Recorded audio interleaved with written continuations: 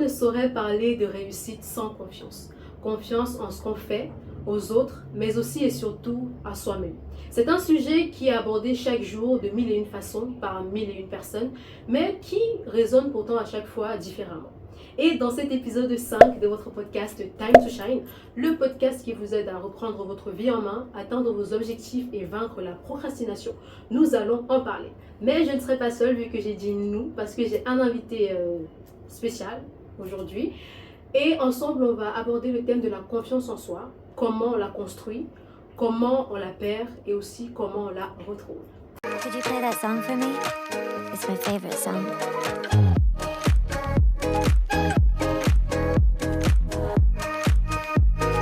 Artlist.io. Vous l'aurez remarqué, le décor a changé parce que exceptionnellement, je me suis déplacée vu que la vidéo est avec un invité. C'est un jeune artiste camerounais, multicasquette, rappeur, vidéaste. Il a sorti son album Inception le 8 mai 2025, donc c'est assez récent, avec 7 titres à la clé parmi lesquels One Man Show, Self Defense ou encore Nightmare. Sa dernière sortie date du 22 octobre 2025, Bloody Civilian. Il est avec moi aujourd'hui pour parler de confiance en soi parce que je pense que c'est un thème qui lui colle parfaitement à la peau. Accueillez tout simplement Enzo Cachemire. Bonsoir Cachemire, comment tu vas? Bonsoir Laïva, je vais très bien et toi-même? Très très bien, surtout que c'est le premier épisode avec un invité et tu es le tout premier invité sur ma chaîne. Je suis totalement honoré. C'est moi qui suis honorée, c'est toi qui seras honorée. On partage le plaisir. Ok. Non, c'est pas gratuit. Alors aujourd'hui on va parler de confiance en soi. Je crois que c'est un thème que je vais pas dire maîtrise, mais connais quand même. Parce que j'ai tenu à faire ce thème avec toi parce que j'estime que tu fais partie des jeunes artistes camerounais qui savent ce qu'ils veulent et qui ont une vision bien précise et qui osent. Même si parfois ça n'a pas la finalité espérée, mais au moins qui osent, qui cherchent et qui chaque fois essaient de se créer un chemin. Donc voilà, c'est pour ça que tu as choisi. Ah, je suis ravi d'être là. Disons que je sais où je pars. Il n'y a que Dieu qui gère le reste. Alors quand on parle de confiance en soi, quand tu entends le terme confiance en soi, quels sont les 3 premiers mots qui te viennent à l'esprit? Self-control, considération de sa personne, gestion de son image. Pourquoi? Parce que le self-control, tu as beau être, comment dire ça, une personne exceptionnelle, si tu ne sais pas te maîtriser, tu pars vraiment facilement en vrille et tout. Et pour le reste, je pense que l'image compte beaucoup. Parce que ce que tu renvoies, c'est ça que les gens voient en premier avant de savoir ce que tu as à l'intérieur et tout. Donc, j'ai l'impression que de la première fois qu'on te voit, ça va marquer et rester dans les esprits des gens. Donc, c'est autant que ça. Mais si tu es une personne qui a du mal avec la nouveauté par exemple, comment ça se passe? Parce que je me dis, moi par exemple, je suis une personne, je peux être extravertie, mais c'est avec des personnes que je connais. Maintenant, quand je vais dans des environnements que je ne maîtrise pas, c'est tout autre chose. Je ne me reconnais pas, je suis très timide, très réservée. Maintenant, si quelqu'un doit se baser sur cette première impression, est-ce que ça fait de moi une personne qui n'est pas confiante? Non, je pense que la confiance en soi, c'est aussi beaucoup en rapport avec soi-même. Mais la question, c'est qu'est-ce que tu vas envoyer comme message quand tu es au milieu des personnes et tout. Est-ce que tu as besoin de te faire voir, je sais pas, Moi, je pense que la personne qui a le calme de lui-même, quand il se pose en communauté, qui vient en société, même si les autres sont extravertis, si lui, il a sa personnalité, tu vois, il n'a pas vraiment besoin de se montrer trop pour se faire remarquer.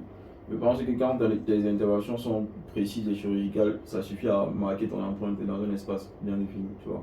Donc, se sentir, comment dire ça, réprimé par le fait que les autres soient envahissants vis-à-vis de son confort personnel, c'est vraiment un truc que j'ai beaucoup vécu, mais je me dis qu'avec le temps, ce qui m'a permis de mieux vivre ça, je me suis dit, si je me mets à la place des autres, est-ce que quand moi je suis dans la foule, je prends en considération la personne qui est en face de moi et tout. Et étant donné que je me dis que c'est une personne lambda, je me dis que moi aussi, là, vous voir comme des personnes lambda, tu vois un peu. J'avais même vu une vidéo de quelqu'un qui disait, il était dans un métro, dans le métro en fait, et il disait, quand tu es dans le métro et tu es embarrassé parce que quelqu'un te regarde, sache que personne ne te regarde parce que chacun se regarde lui-même. Donc je pense que ça a vraiment tout son sens. Et sur une échelle de 1 à 10, où tu situes ta confiance? Et c'est une question que vous pouvez répondre aussi en commentaire. Déjà, n'hésitez pas à vous abonner, liker, partager, commenter, vous savez déjà. Du coup, sur une échelle de 1 à 10, où tu situes ta confiance en toi? Avant de répondre, j'aimerais dire que de base, tout le monde me décrit comme, comment dire ça, je suis égocentrique. C'est la définition que les gens ont de moi quand on me voit. C'est quand même dur comme terme. Ah. La vérité, c'est que moi aussi, je suis comme toutes les personnes. Vu que je fais un travail sur moi-même tous les jours, je pourrais situer ma confiance en moi à 5. Je suis conscient autant de mes capacités que de mes défauts. C'est aussi ça la particularité que moi je sais que ce n'est pas parce que je renvoie une image de sérénité que moi à l'intérieur je suis serein. Je travaille tout le temps sur moi, j'essaie de voir comment j'apparais à l'image, comment je gère mes trucs et tout. Même ma diction, je travaille sur ma diction et ma façon de m'adresser aux gens et tout. Alors, je travaille un peu sur tout, donc je ne peux pas me situer au-delà du 5 parce que je travaille toujours sur moi et tout. Quand on va me sentir au-delà, on va se sentir, tu vois. Ouais, je On vois. n'a pas besoin de parler. Et c'est vrai aussi parce que je pense que c'est aussi parfois l'image qu'on renvoie aux autres. Parce qu'une autre personne peut te dire que toi, ta confiance, moi je te connais par exemple, je peux te dire que de mon point de vue, tu es situé entre 7,5 et 8 par exemple. Maintenant, en fonction de comment toi tu vis et ressens les choses, ça peut être différent. Ouais. Moi je suis à 3. Moi je suis à 3. Ouais, tu as beaucoup trop dur en fait. En fait, je suis à 3 parce que quand je suis genre en train de filmer comme ça, tu vois, en train de faire mes podcasts, je suis à 100%.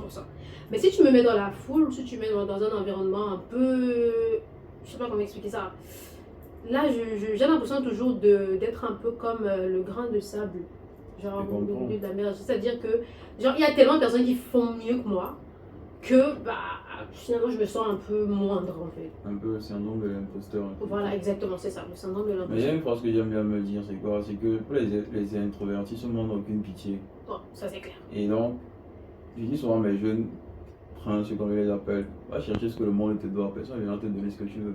Ça c'est clair. Il n'y a aucune barrière contre toi, les seules barrières qu'on a sont mentales. Je te promets, tout le monde que tu vois comme des carnivores qui pourraient t'avaler, tout, c'est les personnes que tu pourras avaler si tu veux. Il suffit d'avoir un peu de confiance finalement. Ouais. Et moi j'aime toujours, je pense que la confiance quelque part aussi c'est lié à l'amour qu'on se donne à soi aussi. Très pertinent. Parce que si tu ne t'aimes pas assez, tu ne pourras pas vraiment avoir confiance en ce que tu fais. Parce qu'avoir confiance c'est déjà se connaître et se donner un peu d'amour. Parce que parfois je vois des personnes, surtout même sur les réseaux et tout, qui font des choses, parfois je me dis, dernièrement, je ne sais pas si tu as regardé l'émission C'est comment de Canal 2. Pas vraiment. Pardon. Alors, il y avait un truc, un questionnaire genre, si ton partenaire te trompe à 30%, je crois que c'est ça. Si ton partenaire te trompe le jour de ton mariage, est-ce que tu le quittes ou est-ce que tu restes? Il y a 30 personnes qui restent. C'est compréhensible, même moi le pas. En fait, moi je me dis, dans mon raisonnement, les 30 personnes qui restent, les 30%, c'est juste des personnes qui n'ont pas confiance en eux. Qui se disent qu'ils ne peuvent pas trouver mieux. Pas forcément. Je pense que les personnes qui restent, elles ont leur raison. Et ce que les gens beaucoup oublient, c'est qu'en amour, il n'y a pas de rationalité. Ça. Et donc, la plupart des humains, en général, fonctionnent de manière cérébrale. Quand il y a un lien émotionnel qui est lié à une personne, on a entre développé un attachement vis-à-vis d'une personne et tout. On s'imagine pas une vie où cette personne n'est pas présente, tu vois. Ouais. Et les gens n'ont pas plus. L'humain n'a pas peur de perdre quelqu'un par le fait que la personne ne soit plus là, mais que la personne ne la considère plus. C'est ça qui dérange beaucoup la plupart des personnes. Et donc, les gens peuvent vivre dans une situation compliquée. C'est pour ça qu'on voit, il y a les femmes qui sont battues, mais elles restent toujours dans leur foyer. Ouais. C'est parce qu'elles ont besoin d'un attachement mental et spirituel de se dire que cette personne, si elle est liée à mon histoire, je n'aimerais pas rompre cette histoire-là parce qu'elle a l'impression que son monde ne tourne qu'au travers de ça. Il y a aussi la peur du changement, comme on disait tantôt. Et je pense que c'est un truc que beaucoup de personnes doivent être en mesure de gérer, de dépasser. Parce que si tu ne t'aimes pas, tu ne peux pas te donner une seconde chance. C'est ça. Et les gens ne veulent pas prendre le temps de connaître la douleur, ils veulent juste passer outre. Ouais. Ignorer la souffrance pour se dire que l'avenir est meilleur. Et c'est aussi plus facile de rejeter la faute sur l'autre. De se dire que c'est lui qui m'a trompé, donc la personne devrait se racheter. Mais parfois les personnes n'ont pas envie de se racheter. Du coup, tu fais comment tu vas rester dans une relation où on t'a manqué de respect, on t'a. Exactement. Tu vois. Donc c'est une question d'estime de soi, ouais. Mais c'est aussi beaucoup une question de ressenti. Comment tu arrives à gérer la relation entre toi et tes humeurs, tes émotions et tout. Tu vois. Donc finalement, je pense que la confiance, c'est un travail permanent. Ça se construit en fait, la confiance en soi. Il n'y a personne dans ce monde qui te dira j'ai top confiance en moi, je sais pas. Ouais. Ils vont te le dire, mais au fond, quand ils rentrent chez eux, ils font un exercice de conscience, tu vois. C'est réel. Je pense que c'est Maître qui disait, on lui a posé une question en mode quand tu montes sur scène, est-ce que c'est boba, je sais pas. C'est quand tu montes sur scène, tu as le trap. Il dit que tout le monde a le trap. Ouais. Même, je sais pas, que tu sois Dieu, que tu sois pas, quand tu montes devant un public, tu as des choses à leur dire. Même si tu as pas le trap vis-à-vis de ce que toi tu dois ressortir, tu te poses tu les questions, est-ce que je serais prêt possible pour ça, tu vois. Donc on n'est jamais vraiment à 100% confiant. peut-être on peut croire en soi, on peut croire en un projet et tout, mais la confiance en soi, c'est beaucoup quelque chose d'assez rationnel et émotionnel. Donc, il faut trouver un palier entre les deux émotions et les lier et tout. Et il faut aussi, je pense, dépasser le doute Ouais, aussi. beaucoup. Parce que très souvent, le doute tue la confiance. Parce que parfois, ça m'arrive hein, de filmer parfois des épisodes comme ça, de monter. J'ai tout préparé, mais je me dis, mais c'est nul. Tu vas montrer quoi? Et du coup, quelque part, je me dis, mais La chose que je me dis beaucoup, et même que je dis beaucoup aux gens que je vois entreprendre même dans la musique même et tout, c'est que tu t'attends. bon, c'est ça aussi. Tu crées un monde autour de toi. Ton univers, c'est ton univers. C'est pas les personnes qui doivent définir ton univers entre parenthèses. C'est-à-dire que quand tu crées un contenu et tout, toi, tu vas être en mesure de te dire que voici une empreinte que je suis en train de laisser dans le monde. Est-ce que quelle est comment on dit ça, quelle est la chose que la personne va retenir au sortir de cette émission-ci? Tu vois un peu. Si tu penses que ce que tu proposes est pertinent, tu n'as pas vraiment besoin de prendre en considération qu'est-ce que les gens vont penser de moi et tout. Si toi, tu sais que tu as fait le bon travail, tu vois, tu dois être en paix avec ton travail tout simplement. Et le problème, c'est que la plupart des personnes ont besoin de perfection. C'est tu vois un des syndromes de l'imposteur. Perfectionnisme, ouais. Et c'est beaucoup une erreur. C'est dans l'échec qu'on améliore ses capacités et ses compétences. Se croire qu'on va se lever un matin, on va faire le meilleur podcast. Ça va C'est mort. sortir. Et tu sais qu'il y a beaucoup de personnes qui n'osent pas. Beaucoup de c'est personnes vrai. qui restent chez eux, qui n'osent pas faire des choses juste parce qu'ils ont peur de qu'est-ce que X ou Y va penser, est-ce que ça va En marcher fait, ou pas. On se met des barrières en fait. on vit dans un monde qui est beaucoup axé sur l'image et la perception des autres. L'apparence. Les gens n'arrivent plus à vivre leur vie. Ouais, Ils vivent subissent à leur travers. vie, tu vois un peu. Ouais. Ils se voient à travers le regard des autres. Personne ne se pose vraiment la question qu'est-ce que je vaux réellement en tant qu'être humain? Qu'est-ce que je propose? Quelle est ma mission de cette terre? Quelle est ma vision même? Qu'est-ce que je propose? Quel est mon message? Tu vois? Beaucoup de personnes sont dans qu'est-ce qu'on va penser de moi? Est-ce que si je mets aujourd'hui j'aurai 100 000 likes et tout, s'il y a 2 likes, ça dit que les gens ne m'aiment plus, c'est que ce que je fais n'est pas bien et tout, tu vois? On est beaucoup trop dans l'a priori et personne n'est dans le ressenti. Et c'est exactement ça parce que, comme tu as parlé des chiffres, on vit beaucoup avec les chiffres. C'est-à-dire que parfois certaines personnes se retrouvent à faire du contenu qui ne leur plaît pas, mais juste parce que ça rapporte plus de chiffres ou plus de vues ou plus de likes, ils continuent à faire, quitte à dénaturer ce qu'ils sont ou bien leur identité personnelle, juste parce qu'il faut que ça marche, parce qu'il faut que... Et je pense que c'est une chose qui m'intéresse beaucoup dans ce que tu produis parce que toi, dans tes chansons, tu essaies toujours d'être... bon, ça c'est mon avis personnel, de garder une certaine authenticité. Je pense que j'avais écouté la suite, j'ai écouté ça au moins, je sais pas combien de fois. Il y a une partie qui m'a beaucoup touchée et c'était si j'avais confiance en moi, peut-être ce serait avec Ténor que ce sont je serais en train de fitter. Je crois que c'est une phrase de la suite et tout. Et il y a plein d'autres chansons comme ça à toi où tu essaies toujours de faire comprendre aux autres que bah, ce que je fais c'est moi, ce que je propose c'est ce qui est là, qui prenez, ne prenez pas, je vous le donne tout simplement. Et je pense qu'il y a très peu d'artistes comme ça encore aujourd'hui, surtout les jeunes artistes parce qu'on veut toujours prouver, on veut aller plus haut, on veut aller trop vite, on veut... Voilà, et du coup quelque part on se perd un peu dans l'univers et après on se reconnaît plus et c'est trop tard finalement. Et c'est très triste. Donc... En fait, c'est justement ce que je dis très souvent, c'est que moi je me considère comme un passager sur cette terre, c'est-à-dire je ne veux pas disparaître et ne pas avoir laissé mon empreinte sur terre, tu vois. Donc du coup moi ça me sert à rien de venir montrer que je suis le meilleur rappeur, je suis le meilleur artiste qui soit et tout, non. J'aimerais laisser une authenticité dans ce que je fais. La musique que je fais, c'est celle qui, quand tu vas me voir au quotidien, tu vas te dire, ah, c'est toujours la même personne, tu vois. Il faudrait que ce soit un reflet direct de ma personne. Je n'aimerais pas faire une musique qui va plaire aux gens, je pourrais la faire, bien sûr. Mais est-ce que mon cas entre c'est le genre de musique que moi j'écoute? C'est ça. Non, je ne crois pas. Donc du coup, j'essaie de laisser une empreinte qui soit réelle et vraie, tout simplement. En parlant de s'écouter là même, tu sais qu'il y a des... Je ne sais pas m'écouter, hein, la vérité. Dès que j'enregistre, quand j'ai mis la jugular. Donc, En fait, c'est la même chose pour moi. C'est un peu... La vérité, c'est que c'est la même chose pour moi et pour la plupart d'artistes. L'artiste, ouais. C'est que la plupart du temps, ce que je fais, c'est quoi? C'est que quand je fais un son, quand j'écris, tu vois, il y a une application que j'utilise, c'est BandLab. J'adore mes versions pré-mix, avant le mix en fait. Parce qu'il y a encore l'énergie naturelle de la création, tu vois. Mais une fois que je suis parti en studio et que j'ai enregistré le projet, j'ai déjà sorti le projet, j'ai plus envie d'écouter le projet. Voilà. Je ne sais pas si c'est un défaut personnel ou bien c'est. Mais je me dis tout le temps que ce que je fais, c'est un don, tu vois. Je donne de ma personne. Et je suis le genre, je dépose, je continue pas à chercher autre chose, tu vois. Je suis tout le temps en quête de quelque chose de plus, une vérité. Je cherche la vérité, frère. J'essaie de comprendre le monde, comment les choses fonctionnent et tout. Donc je ne pourrais pas m'arrêter sur une idéologie que j'ai aujourd'hui et me dire que je vais caler sur ça. J'ai une façon de dire que la pensée se veut évolutive, tu vois un peu. Non, c'est comme ça que je vis ma musique, je vis tout ce que je fais dans la vie en soi. J'aime pas revenir sur les mêmes choses que j'ai eu à faire et tout. Si j'ai eu le temps de sortir, c'est que j'ai fait, on dit ça, et expier ma pensée, tu vois. Et on Regarde, avance et on continue encore plus haut, encore je plus peux haut. revenir sur les termes, je peux revenir sur les idées, sur les pensées pour mieux les développer, mais je ne viendrai plus en mode je regarde ça, en mode j'essaie de contempler, tu vois. Donc c'est beaucoup plus ça. Je vois que c'est vraiment peut-être quelque chose de... Je pense que c'est l'une des choses qui définit encore plus Enzo Cashmere. Je pense. Maintenant, à côté Enzo Cashmere, ce n'est pas seulement un chanteur, rappeur, c'est aussi un vidéaste. Alors, comment tu vis ton expérience en tant que vidéaste, surtout dans le terme de la confiance? On sait qu'il y a des personnes qui te confient leurs projets, qui te confient leurs vidéos, qui te confient leur vie, parce que c'est leur vie en image. Comment est-ce que tu te sens quand tu as cette responsabilité-là? Comment tu gères la chose? La plupart du temps, la vérité, c'est que je me dis que je suis pas au niveau. Tu vois. Ouais. Parce que moi, j'ai mes cotations de la perfection. Je souffre aussi du syndrome de l'imposteur.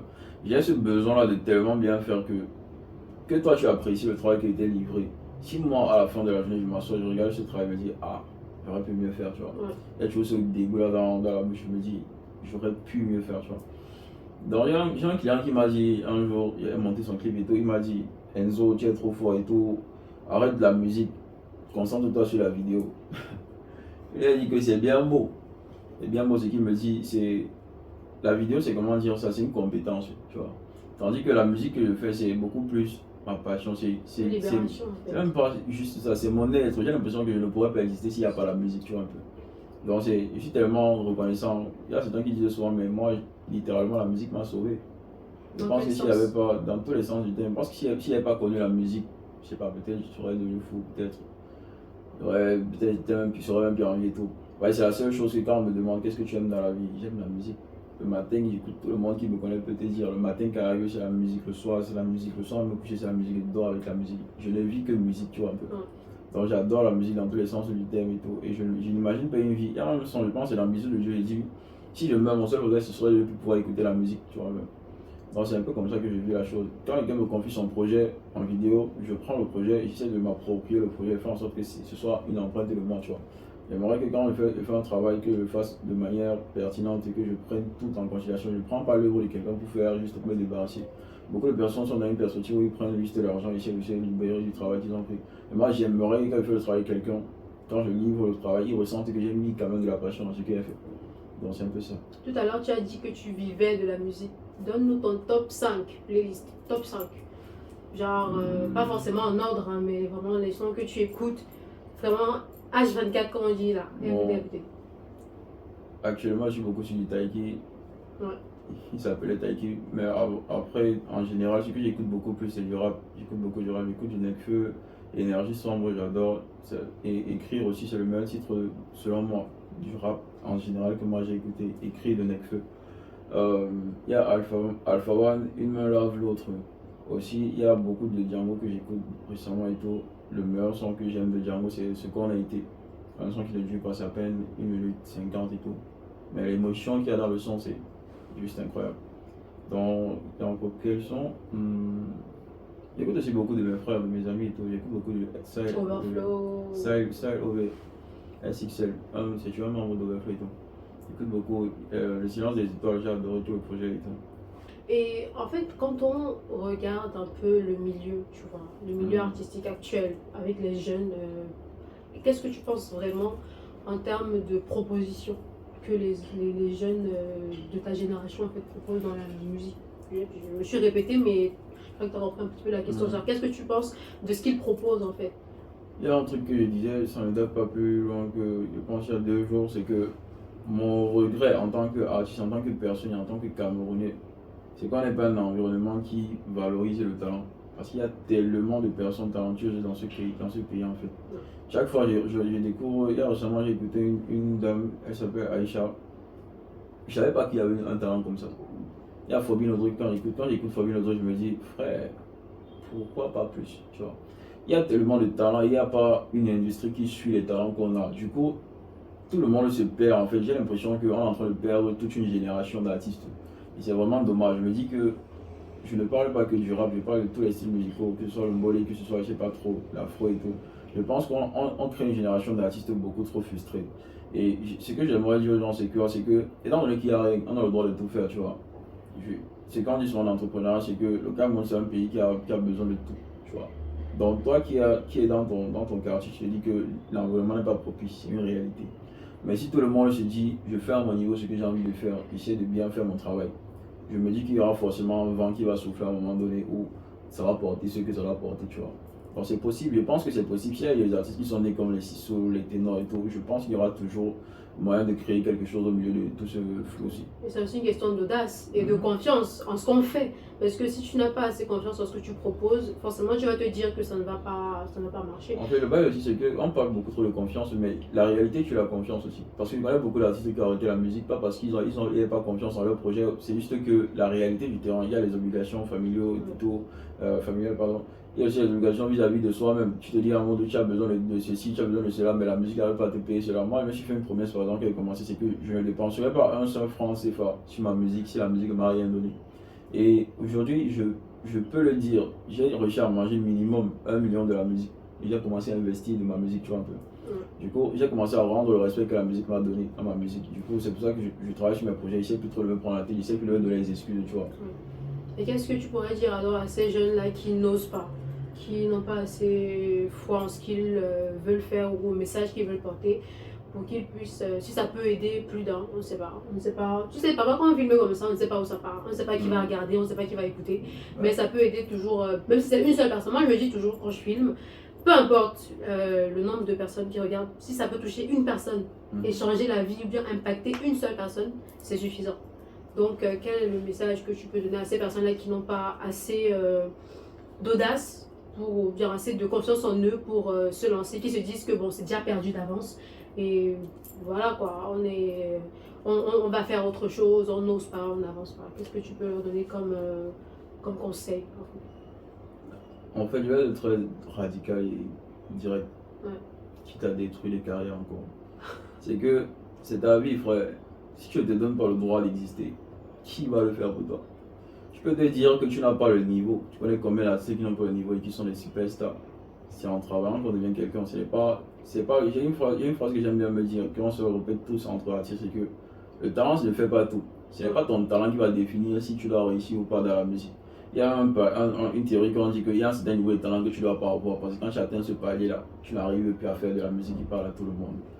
Et là, ce que le bras te dit, c'est quoi? C'est que ressens ce que tu fais et fais-le ressentir aux autres. C'est juste la musique, c'est un partage. Que ce soit là, que ce soit même dans tout ce que tu fais au quotidien, que ce soit dans tous les domaines en fait. Dans tous les domaines. C'est un partage que tu fais avec le monde. Si tu n'arrives pas à donner, pourquoi tu attends de recevoir? Qu'est-ce que tu attends de la vie si tu n'es pas prêt à donner? Il y a une phrase d'un rappeur, je ne sais plus trop lequel, c'est qu'il dit on a eu l'audace de vouloir être quelqu'un, mais on n'a pas eu la chance, on n'a pas eu le courage d'accepter qu'on est personne. C'est que si tu n'arrives même pas à accepter que tu n'es rien et que tu as besoin d'exister, pourquoi tu voudrais exister et attendre qu'une monde sorte de l'espace pour t'aider? Frère, donnez-vous des chances, on est là en vie. Il n'y a rien que tu puisses faire qui va te détruire la seconde d'après. Essayez juste d'exister déjà avant de te dire que tu pourrais perdre quelque chose. Mais vous êtes parti dans la période où vous avez déjà perdu avant d'avoir commencé. C'est ta vie, frère, crée ta vie, crée ta voie. Trouve-toi une issue.